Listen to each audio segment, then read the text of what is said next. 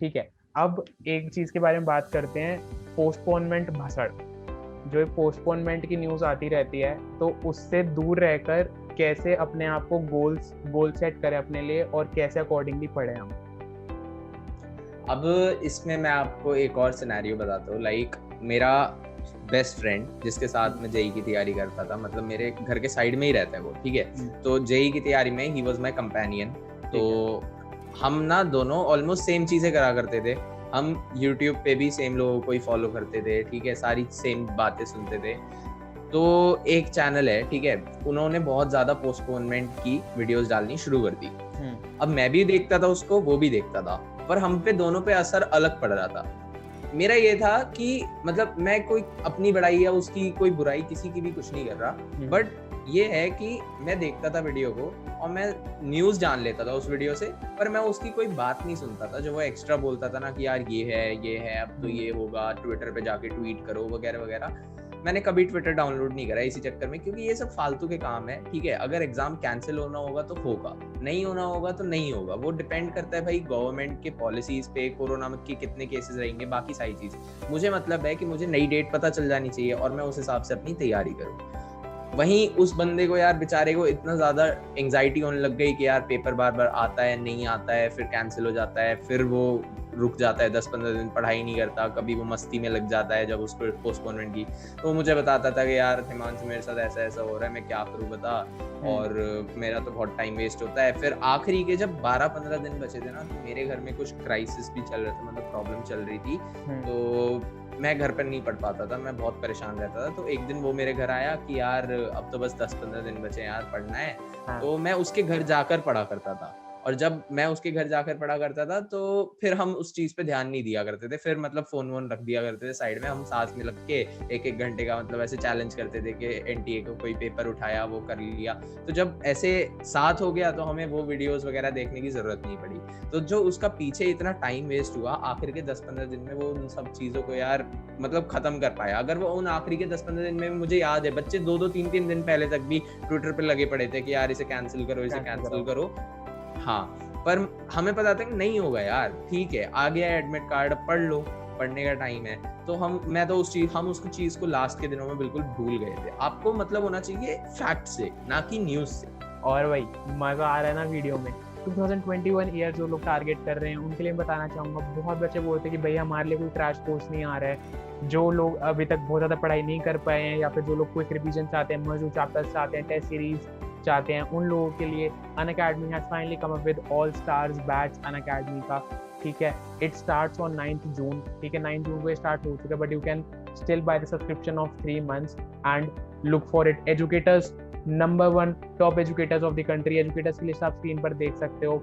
And you can buy the 3 month subscription using the code KEARMY to get additional 10% off. और आपका एक और Unacademy combat test भी आप दे सकते हो, ठीक है, जिसमें अगर आपकी रैंक 1 से रैंक 150 के बीच में आती है तो आपको एक्साइटिंग प्राइजेस मिलते हैं और स्कॉलरशिप मिलती है। Use R code KEARMY। चलो फटाफट वीडियो में वापसी चलते हैं। मतलब लोग तो अपनी अपने ओपिनियंस देते ही रहेंगे कि क्या होगा क्या नहीं होगा। आपको भी पता है, चाहे आपको गवर्नमेंट पसंद हो ना पसंद हो, आपको रूल्स पसंद हो ना पसंद हो, फॉलो तो करने ही पड़ेंगे ना।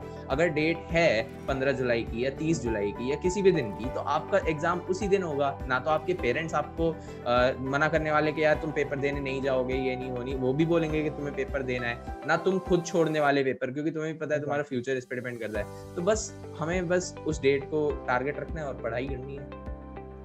ठीक है, तो स्टोरी काफ़ी अच्छी सुनाई और इससे लोगों को डेफिनेटली सीखने को मिला होगा कि उस एक बार वो थोड़ा सा लोग ना प्रोक्रेस्टिनेशन वाले मोड में चले जाते हैं कि पेपर उनको दिख गया पोस्टपोन हो गया, तो उनको लग रहा है कि अच्छा यार 2-3 हफ्ते का और टाइम मिल गया है, तो चलो अभी नहीं पढ़ता, पर पहले मेरे पास 4 हफ्ते थे, अब सपोज मान लो 6 हफ्ते हैं, तो 2 हफ्ते अभी रेस्ट कर लेता हूँ, 4 हफ्ते फिर बाद में पढ़ लूंगा।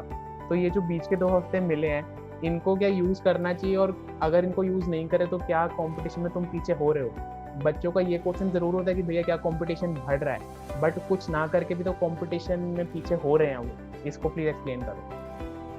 हाँ देखो, इसके लिए मतलब ऐसा है, ये तो सबको ही पता है कि मतलब सही क्या है और गलत क्या है। सही ये है कि यार उस 2 हफ्ते का जो टाइम मिला है उसको यूटिलाइज करना है, कंपटीशन के साथ लड़ना है, ठीक है, ऊपर बढ़ना है।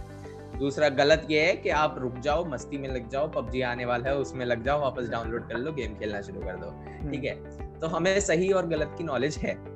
अब मैं सच्ची बताऊं, मतलब मैं कोई भी चीज करता हूं तो एक वीडियो मतलब संदीप माहेश्वरी सर की देखी थी, उसमें उनकी एक बात याद है मेरे को छोटी सी, मतलब वो बात पता नहीं कैसे मन में एकदम ऐसे फिट है कि यार हाँ, अगर कोई चीज जो तुम्हें करनी है, ठीक है, तुम अभी उसके लिए हाईली मोटिवेटेड हो और तुम अभी उसको नहीं कर सकते, तो उसको प्रोक्रेस्टिनेट करने के बाद कल तुम्हारे पास क्या रीजन होगा कि तुम उसको करोगे। एग्जैक्टली, मोटिवेशन ही नहीं बिल्कुल है। हाँ, हाई स्टेट में हो अभी बिल्कुल करने के कि यार करना है मुझे, तो जेई फोड़ना है, लेकिन मैं कल से शुरू करूंगा। कल तक तो वो मूड चला जाएगा। जब अभी इतनी हाई स्टेट में होके नहीं कर सकते, मानो मेरे को एक्सरसाइज करनी थी, मेरे को वेट लॉस करना था, मेरा बहुत हाई वेट हो गया था लास्ट ईयर लॉकडाउन के अंदर, तो मैं अपने आप को यही कहता था कि यार अभी मेरे को करना है, लेकिन अगर अभी मैंने ये जंक फूड खा लिया, ठीक है, तो मेरे पास कल क्या रीजन होगा कि मैं ये ना खाऊं या फिर मैं एक्सरसाइज करूँ ज्यादा।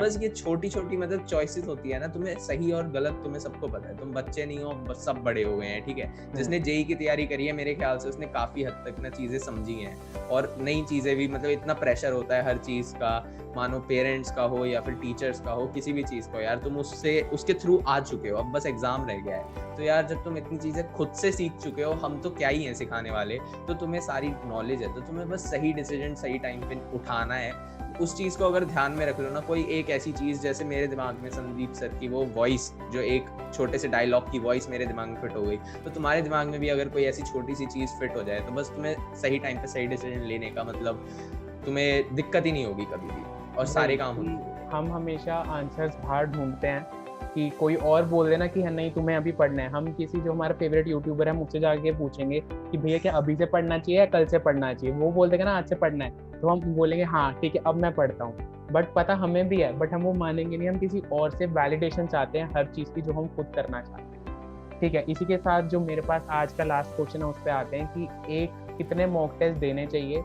एक वीक में एटलीस्ट, अगर कंसिडरिंग अभी तक कोई मॉक टेस्ट नहीं दिया।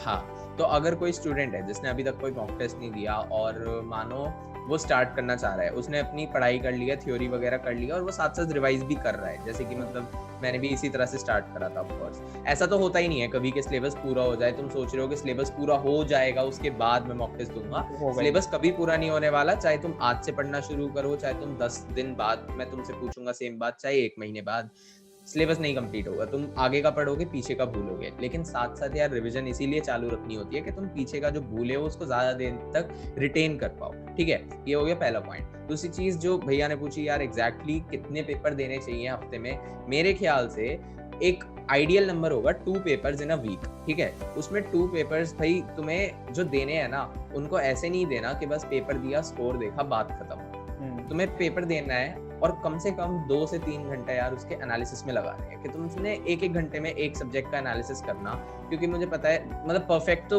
None of us are perfect, अगर तुम्हारे 300 आ रहे हैं तो ही तुम परफेक्ट हो, यानी कि स्कोप ऑफ इम्प्रूवमेंट है ही नहीं।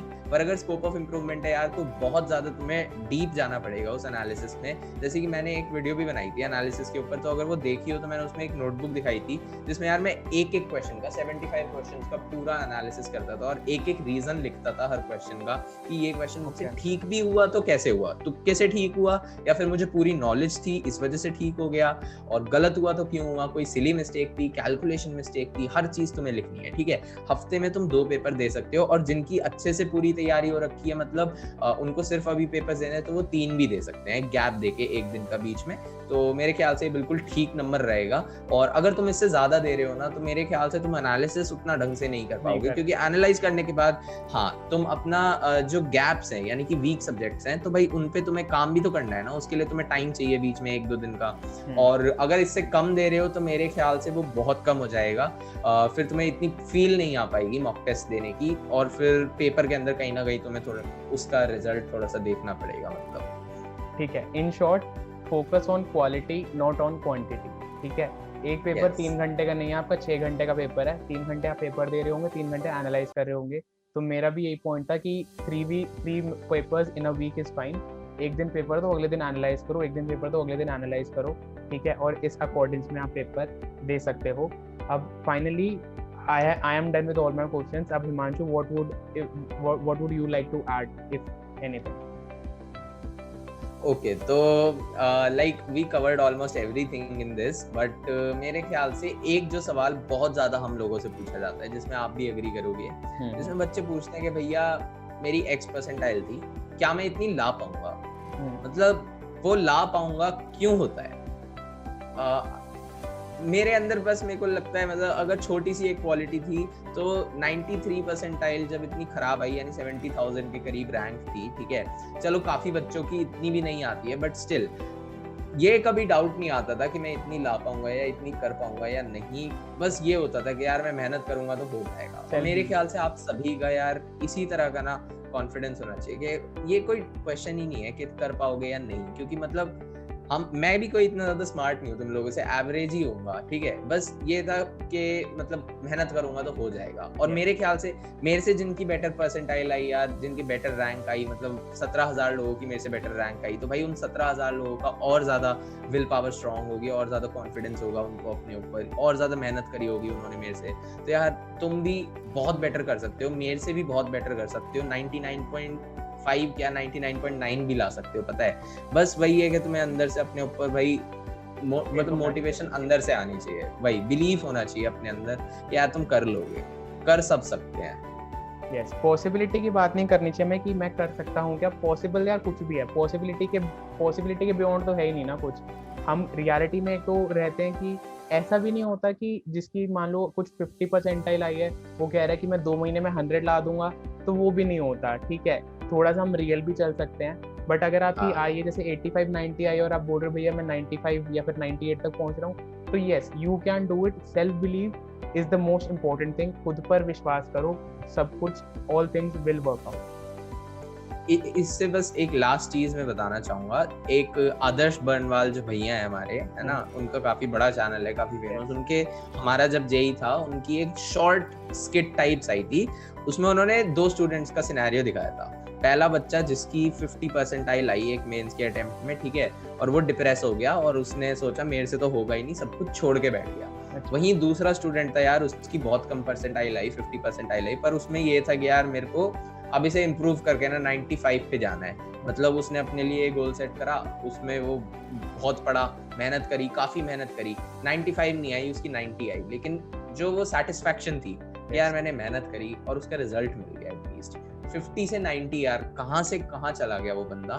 तुम भी, ये तो चलो स्किट थी, पर ऐसे एग्जांपल्स भरे पड़े हैं कोरा के ऊपर, भरे पड़े हैं यूट्यूब के ऊपर, तुम जाकर देखोगे, मतलब इतने सारे एग्जांपल देखते हैं। ध्रुव चौहान जो है एक और यूट्यूबर, उनके 42 से 98 परसेंटाइल आई, तो भाई 42 परसेंटाइल का मतलब बहुत कम मार्क्स होता है। तो अगर तुम यार 50, 60, 70 भी लाए हो तो तुम तो कहाँ जा सकते हो, ये खुद सोचो। बस तुम्हें अंदर से वो सेल्फ बिलीव की यार आग जगानी है, ठीक है ना। तो पॉसिबल कुछ भी हो सकता है, बस वही है, थोड़ा सा मेहनत करने की जरूरत है और खुद पर बिलीफ रखो। Yes, so on this positive note आज के इंटरव्यू को यहीं ख़त्म करते हैं। ये इंटरव्यू हमारा बहुत लंबा हो गया, इसको 2 पार्ट में काटना पड़ेगा हमें, ठीक है, बट कोई नहीं, बहुत ही वैल्यूएबल और क्वालिटी इन्फॉर्मेशन गई है। चाहो तो 2x पर देख लेना, बट पूरा सुनना आई वुड रिकमेंड, ठीक है। एक 15 मिनट टीवी सीरीज थोड़ी कम देख लेना, 15 मिनट का ये सुन लेना, ज़्यादा फायदा होना, ठीक है। तो हिमांशु, से good by two the people. Thanks for watching guys, and do not forget to like this video यार। रात के 12:30 बजे हम लोग ये शूट कर रहे हैं एकदम गर्मी में, तो हमारी मेहनत को भी थोड़ा सा अप्रिशिएट कर देना, और कमेंट्स में यार बता देना आपके जो भी सवाल हो, लिख देना, मैं अपनी तरफ से कोशिश करूंगा कि उनके जवाब दे दूं, और भैया भी सभी जवाब दे देंगे। और चैनल्स को हमारे सब्सक्राइब कर लो, तो वो तो कहने वाली बात ही नहीं है। लाइक, शेयर, सब्सक्राइब, और आप कोई और वीडियो भी चाहते हो जो मैं हिमांशु के साथ रिकॉर्ड करूं, कुछ और सजेशन हो, कुछ भी, तो नीचे कमेंट डाउन कर देना। डिस्क्रिप्शन में आपको दोनों चैनल्स का लिंक मिल जाएगा, हिमांशु के यूट्यूब चैनल का, इंस्टाग्राम का, दोनों का लिंक मिलेगा। फॉलो एंड सब्सक्राइब, प्यार हर किसी को दिखाओ, ठीक है, खुशियां बांटते रहो और फोड़ते रहो। इसी के साथ आज की वीडियो खत्म करते हैं। This is Yuvraj signing off with Himanshu. Bye bye.